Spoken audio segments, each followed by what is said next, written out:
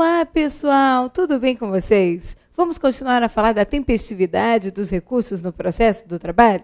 Pois bem, no final da aula passada, nós falamos que existem pressupostos de admissibilidade do recurso, os intrínsecos e os extrínsecos, sendo os intrínsecos aqueles que se relacionam com a parte, também chamados de subjetivos. São legitimidade da parte, capacidade da parte, interesse da parte. E temos também os extrínsecos, aqueles que se relacionam com os recursos, tempestividade, depósito, custas, regularidade de representação, além de recorribilidade do ato e adequação. Lembra? Começamos a falar da tempestividade, e então eu comentei com vocês o prazo dos recursos no processo do trabalho. Qual o prazo do RO? 8 dias. Do RR?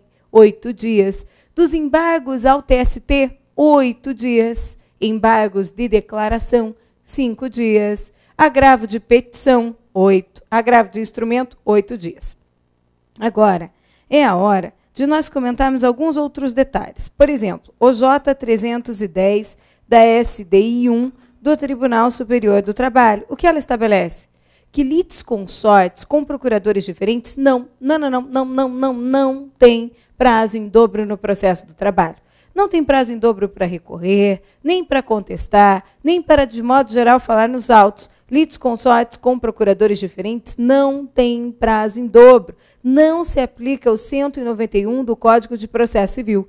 Já comentamos lá na frente, no nosso curso, lá. Agora é a hora de revisar, quando falamos de recursos, porque se aplica para eles também. Outra coisa importante quando se trata de recursos é a súmula 385 do Tribunal Superior do Trabalho.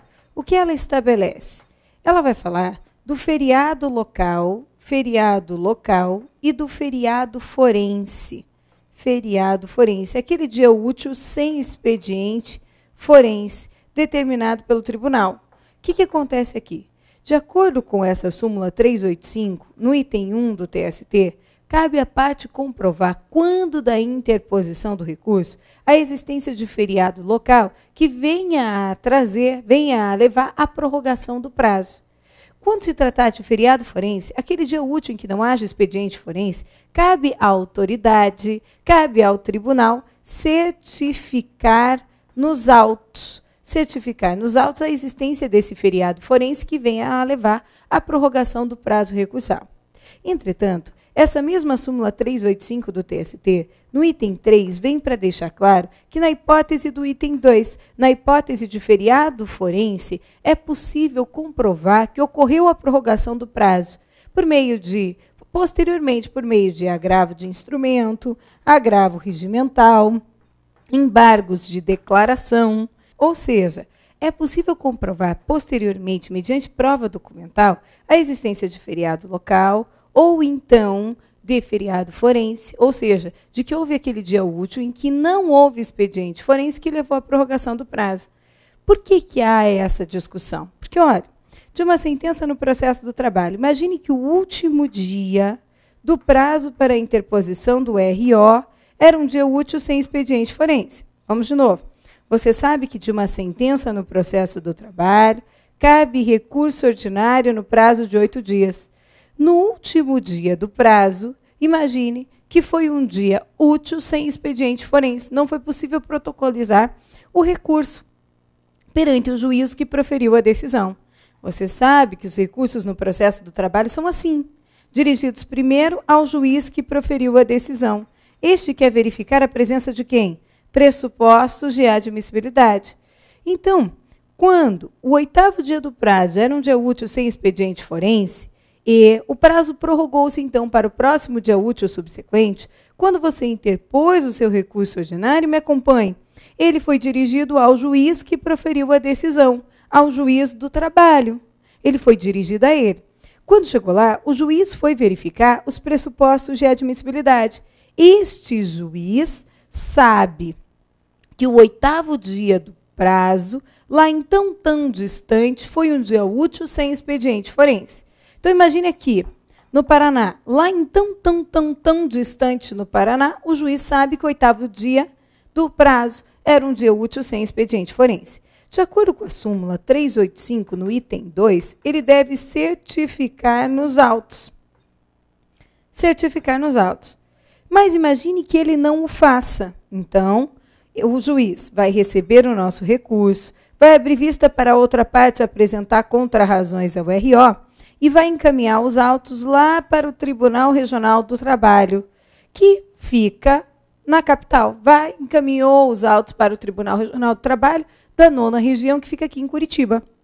Juiz do Trabalho do Paraná, lá de tão distante, encaminhou para cá. Bom, o fato é que, quando chega aqui, o nosso recurso vai para o relator.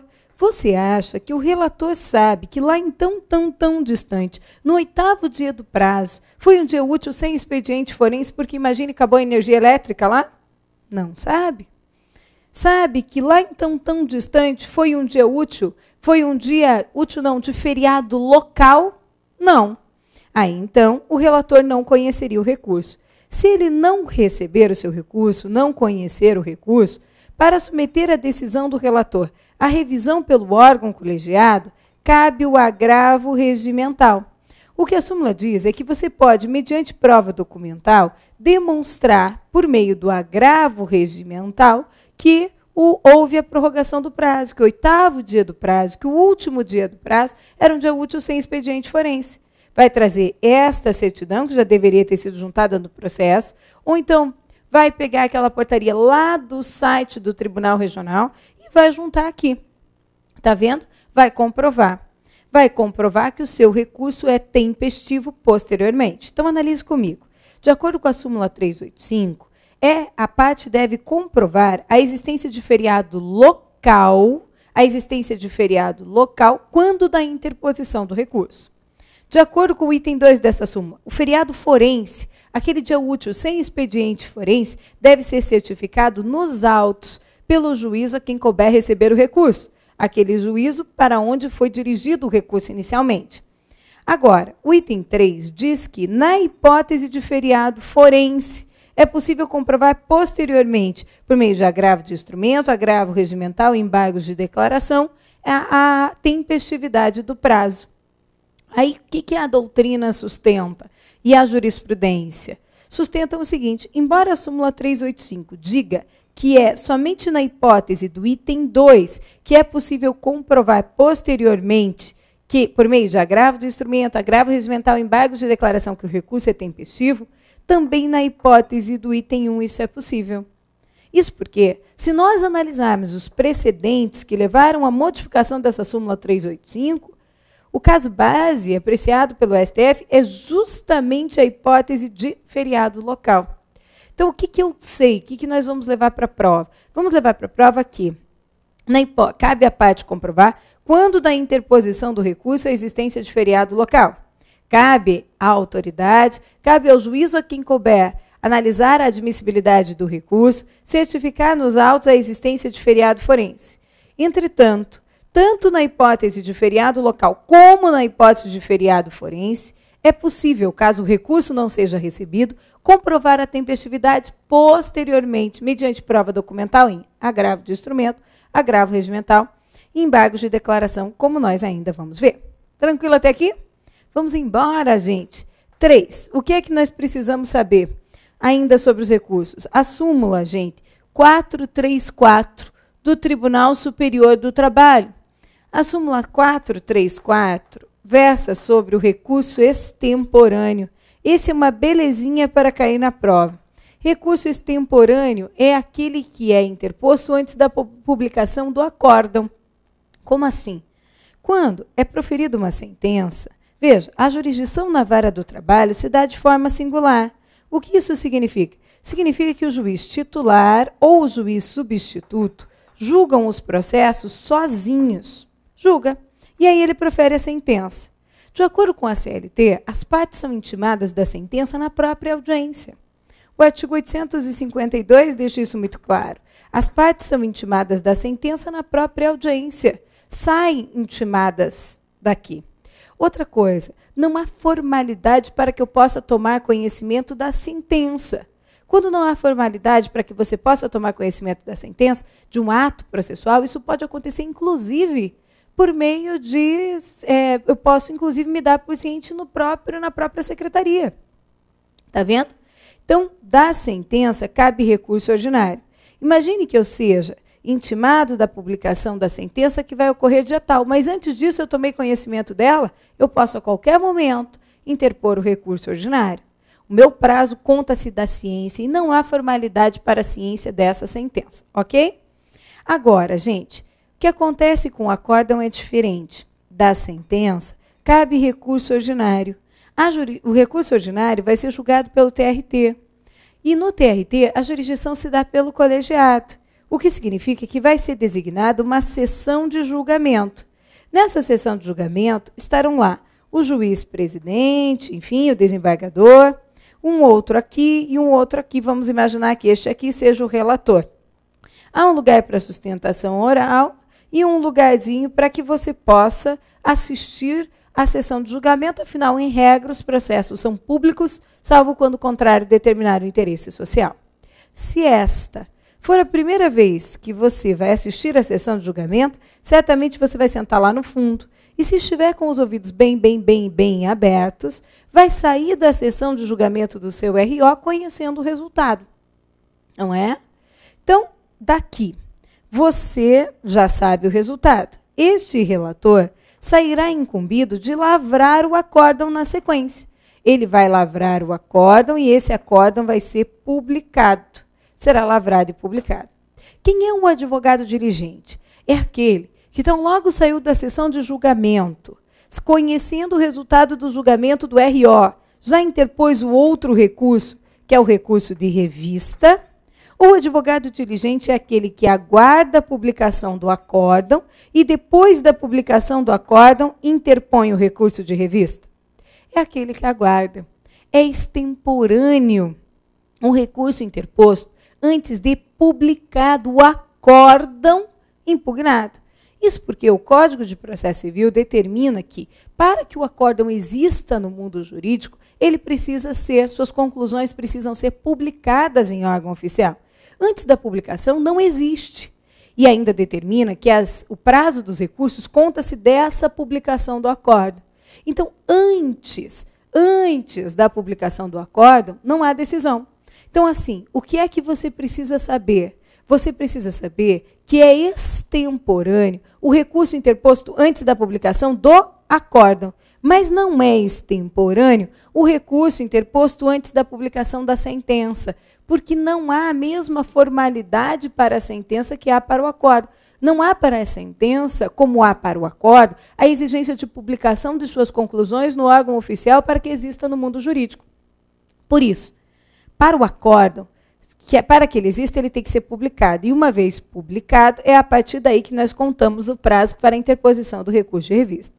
Uma vez publicado, cuidado para não confundir agora, eu posso interpor o recurso de revista em qualquer um dos dias do prazo. Publicado o acórdão, eu tenho 8 dias para interpor o recurso de revista.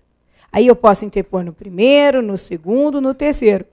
Depois de publicado o acórdão, em qualquer um dos dias é possível a interposição do recurso de revista. Ok? Então, súmula 434 do TST é uma súmula importante para a gente.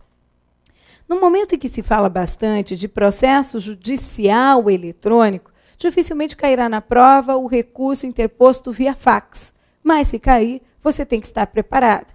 E aí o caso é da súmula 387 do TST. Lembro que os recursos interpostos via fax só serão admitidos quando não implantado o processo judicial eletrônico. Por quê? Uma vez implantado, não admite mais papel, não existe mais papel. E o recurso interposto por fax funciona assim, ele é interposto, chega o fax, esse fax ele é recebido na justiça, faz-se um xerox e junta no processo. Isso não vai mais existir. Não existirá mais processo físico, não será mais possível papel, inexiste, salvo nas raras exceções que nós vamos ver ainda. Então, veja, recurso interposto via fax só quando não implantado processo judicial eletrônico. Mas, se isso ocorrer, você pode interpor o recurso por fax? Sim, pode. Mas tem que saber que tem que juntar, não é enviar pelo correio, é juntar os originais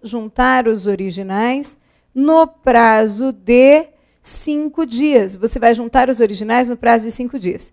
Esses 5 dias são contados do quê? 5 dias contados do dia subsequente. Subsequente ao término do prazo recursal. Aqui que estão as questões de prova. Ao término do prazo recursal. E não a partir do dia subsequente ao envio do fax. Porque veja que você pode enviar o fax antes do término do prazo recursal. Não, dia subsequente ao término do prazo recursal. Agora veja, a prática, a juntada dos originais em 5 dias não é um ato que depende de intimação. Por isso, esse prazo de 5 dias não é contado excluindo o dia do começo e incluindo o dia do vencimento, como é a contagem para os prazos que dependem de intimação. Como que vai funcionar? O primeiro dos 5 dias pode ser igual a sábado, domingo ou feriado. Pode ser igual a sábado, domingo ou feriado sem problema nenhum. O 5º dia, aí sim. Se o 5º dia for igual a sábado, domingo ou feriado, aí sim, aí o prazo prorroga-se para o próximo dia útil subsequente. Por que ele vai prorrogar-se para o próximo dia útil subsequente? Porque aí nós temos que aplicar o artigo 775, parágrafo único da CLT, segundo o qual, quando o prazo terminar em sábado, domingo ou feriado, ele prorroga-se para o próximo dia útil subsequente. Tudo bem? Então, é possível a interposição de recurso via fax? É, quando ainda não implantado o processo judicial eletrônico. Implantou, não se fala mais em fax.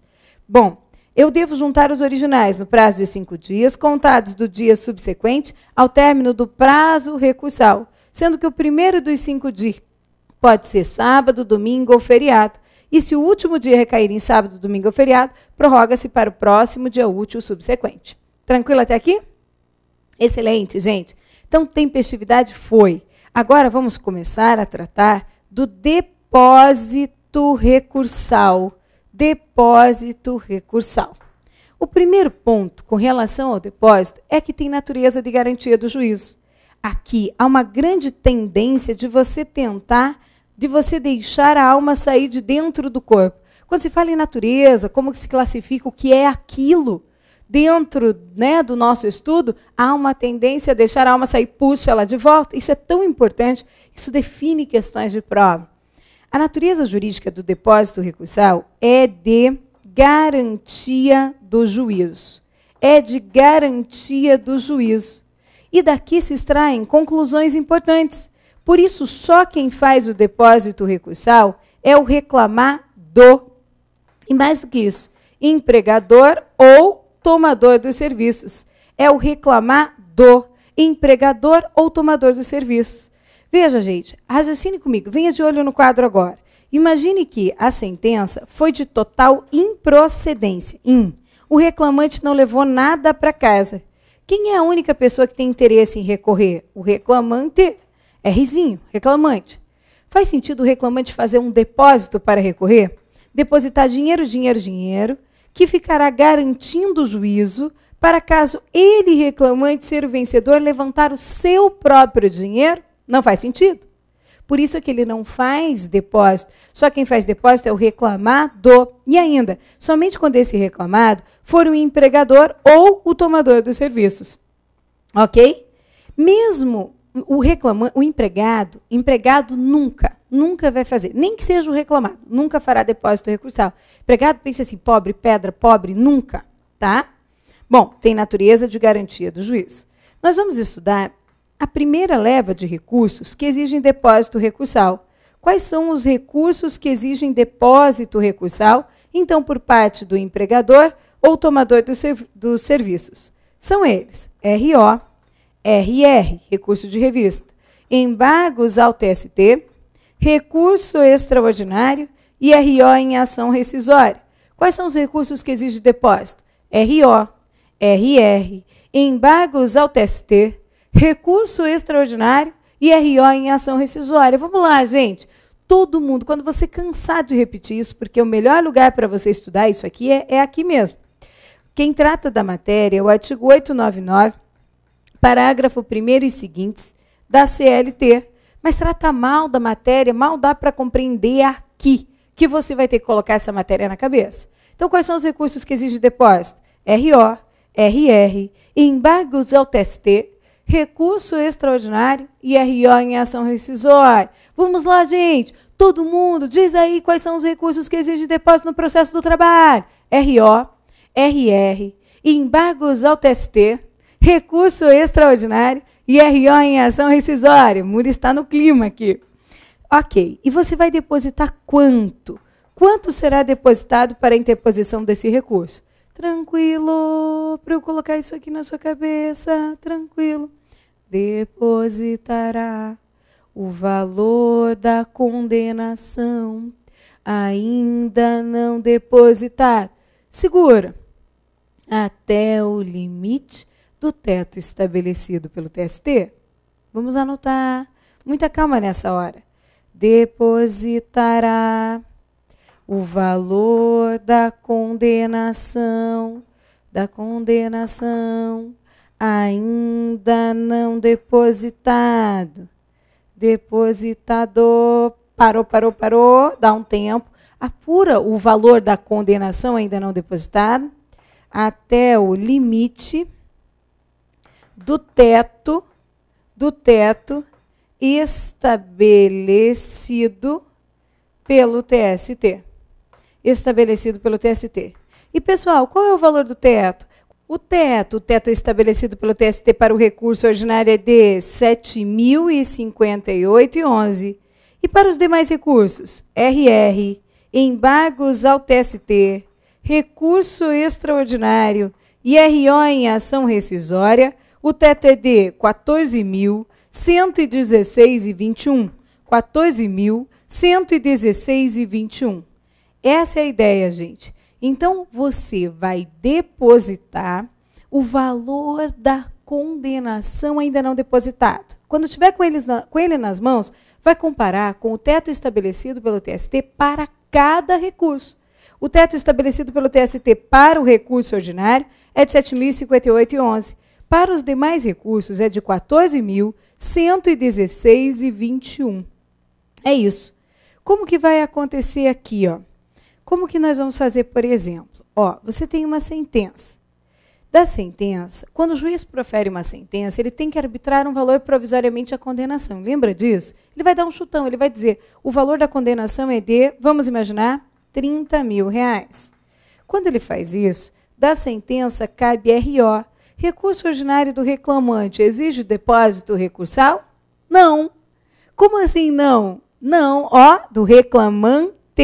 Reclamante é pobre, pedra. Ariana, você já não vê que eu estou cansada. Você já viu que aula que é essa do nosso curso? Eu estou cansada, eu já não aguento mais me dedicar tanto. E olha só, você faz uma pegadinha dessa, é para você ficar com o olho treinado na hora da prova. Reclamante não faz depósito recursal. Só quem faz depósito recursal é o reclamador, empregador ou tomador dos serviços. Reclamante não faz depósito recursal. Agora sim, reclamador, Rzão, faz depósito para interpor o RO? Não esmoreça agora. Quais são os recursos que exigem depósito recursal? RO, RR, embargos ao TST, recurso extraordinário e RO em ação rescisória. Vamos lá, construir a base aqui. O RO exige depósito? Exige. Quanto que você vai depositar? Depositará o valor da condenação ainda não depositado. Segurou. Qual é o valor da condenação? R$ 30.000. Desses 30.000, quanto já foi depositado? Nada. Você vai depositar 30.000 até o limite do teto estabelecido pelo TST. E o teto? O teto estabelecido pelo TST para o recurso ordinário é de R$ 7.058,11. Quanto que você deposita? 30.000 ou R$ 7.058,11? O menor. R$ 7.058,11, que é o valor da condenação ainda não depositado até o limite do teto estabelecido pelo TST. RR, o recurso de revista, exige depósito recursal? Exige. Quais são os recursos que exigem depósito? RO, RR, embargos ao TST, recurso extraordinário e RO em ação rescisória. RR exige depósito. Quanto que você vai depositar? Depositará o valor da condenação ainda não depositado. Segura. Qual o valor da condenação? 30 mil. Desses 30 mil, quanto já foi depositado? 7.058,11. Não vou fazer as contas exatas aqui, sou pena de errar. Ó. Então, vamos diminuir aqui. 30 mil menos 7.058,11, ali mais ou menos, deu aqui pelas nossas contas, estou piscando, que está errado. Mais ou menos, é só para você entender a lógica. Nossas contas, 23 mil. Então, 23 mil, aqui seria o valor da condenação ainda não depositado, até o limite do teto estabelecido pelo TST para o recurso de revista. Qual que é o teto? O teto é 14.116,21. 14.116,21. Pronto. Quanto você vai depositar? 23 ou 14.116,21? Não deixe de falar, isso tem que ficar na sua cabeça. 14.116,21. Aí depois, RR, embargos ao TST. Exige depósito pelo reclamado? Recurso estranho, mas essa altura você já sabe. Vem até no automático. Quais são os recursos que exigem depósito recursal? RO, RR, embargos ao TST, recurso extraordinário. Exige depósito? Exige. Quais são os recursos que exigem depósito no processo do trabalho? Esse é um deles. Exige por parte do reclamado? Sim. Reclamado vai depositar quanto? Depositará o valor da condenação ainda não depositado. Era 30, nós depositamos, veja aqui no quadro, 7.058,11, sobrou 23. Aí nós depositamos 14.116,21, sobrou quanto aqui pelas nossas contas? 9? É isso, Mures? Mais ou menos 9? Ali, mais ou menos 9. Até o limite do teto estabelecido pelo TST. E qual é o teto? Qual é o teto estabelecido pelo TST para os embargos ao TST? 14.116,21. Se deposita 9 ou 14.116,21? Você deposita o menor, R$ 9.000.